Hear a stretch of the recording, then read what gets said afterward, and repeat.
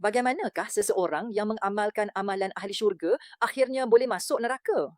Dalam Al-Quran, Allah menyebut tentang orang yang amalannya sia-sia. 5 rukun Islam adalah amalan ke syurga.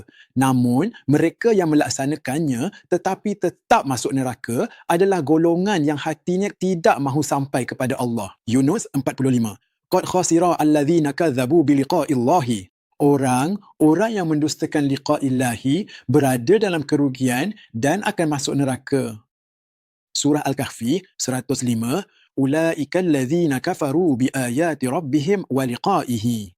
Orang yang mengingkari ayat-ayat Allah dan liqa'illahi, maka sia-sialah amalan mereka. Az-Zumar 65. Walaqad uhiya ilaika wa ila allazina min qablika la in asyrakta la yahbatanna amaluka wa la takunanna minal khasirin. Jika engkau melakukan syirik, nescaya akan terhapus segala amalanmu dan engkau akan termasuk dalam kalangan orang-orang yang rugi. Siapakah orang-orang yang melakukan syirik? Mereka yang tidak mahu mencapai Allah dengan hati mereka, yang mendustakan liqa'ullah dan yang mengingkari liqa'ullah.